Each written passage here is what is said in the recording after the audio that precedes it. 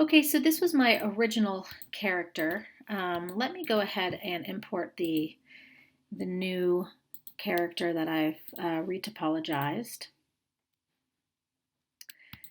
And I'm going to pull out, so they're kind of on top of each other here. I have this character and the body of this. I'm actually going to move this out.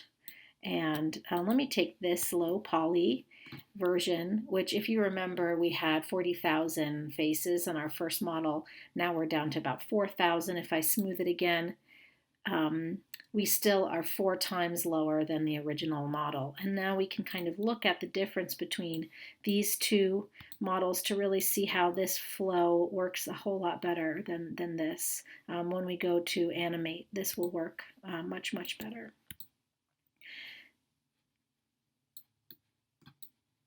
I think I do want to do a little bit more sculpting here before I go ahead and do a more complex kind of paint on this model. First, I'm going to maybe, and it says here that it can't be performed on non-manifold geometry. So let me first go ahead and clean up this mesh.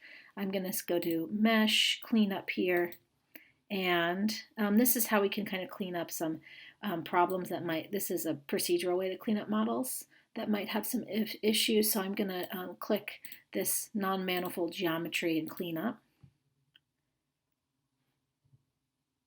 And so whatever the issue was, now it's gone, and now I should be able to sculpt this. So the first thing I want to do is not that, is change the brush size. Working in Object X here, and I actually think these arms need to be a bit shorter. They feel very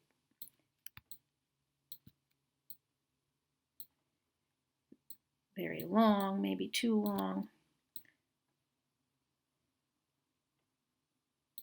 And now I would like to, let's bump these two eyes maybe back a little bit so that they're embedded in the sockets a little bit more. I have this turned on. Let's turn that off. And just select, Control select, Command select these two eyes, and let's put them back in the head a bit more. And then sculpt the face.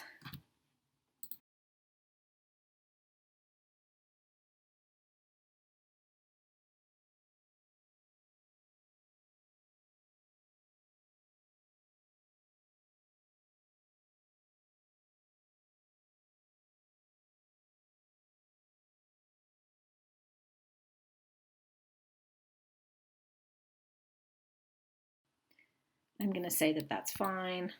The head looks terrible. This is really kind of a giant mess, but because there'll be eventually hair on top of the character, I'm not too worried about it at this stage. You will not see it. Okay, let's, my character's way too concerned.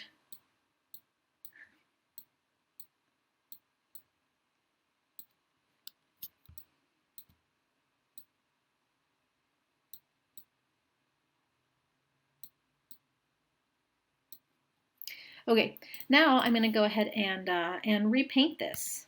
So there is an easier way, and because I have this really wonderful flow around my model, I'm going to select and then shift and double click select around edge loops.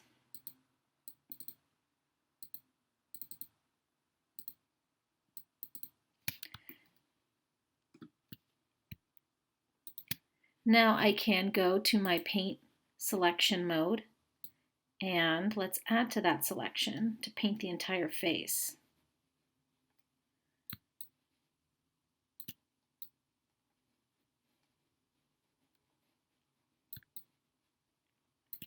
And what I'm going to do is actually add a material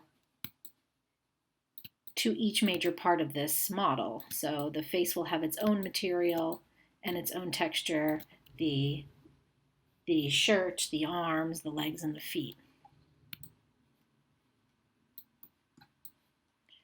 And I'll hit 4 on my keyboard to make sure I have every face selected here for the head and neck.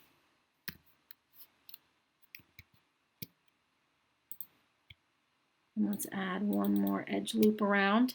And now I'm going to go, this is a really great tool. If I go to create and say sets, I can say quick select set, and I'm going to name this face or head. Hit OK, and now if I deselect in order to reselect the whole head, I can go to select here, quick select sets, and select the head.